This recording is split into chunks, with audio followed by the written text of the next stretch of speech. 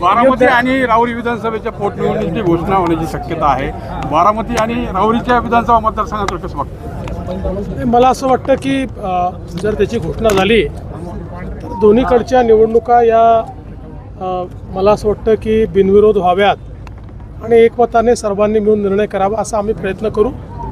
पण आमच्यावर निवडणूक लादली गेली तर आम्ही निवडणूक लढायला देखील तयार राहू. शासनाचे निर्देश असतानाही मुंबईच्या महापौर जे आहेत त्यांच्या गाडीवरती लाल दिवा असल्याचं समोर आलेलं आहे. राज्य शासन या संदर्भात चौकशी करणार. मला असं वाटतं मी त्याची माहिती घेतली.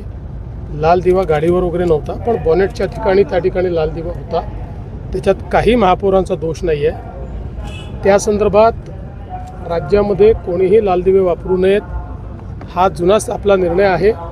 त्यामुळे महापौरांना त्याची कल्पना आहे.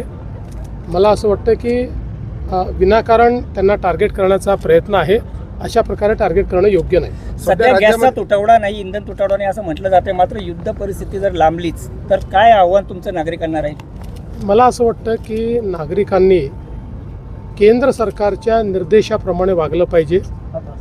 काही राजकीय पार्ट्या जाणीवपूर्वक नागरिकांमध्ये घबराट तयार करत आहेत. त्याच्यामुळे पॅनिक सिच्युएशन होऊन असलेली चांगली परिस्थिती खराब होण्याची संभावना तयार होते. लोक साठवणूक करतील. जर त्यांच्या मनामध्ये अशा प्रकारची भीती निर्माण केली तर त्यामुळे या सगळ्या भीती मनातनं काढून केंद्र सरकार मोदीजी नीट सगळ्या गोष्टी आपल्याकरता पाहत आहेत त्यावर विश्वास ठेवावा.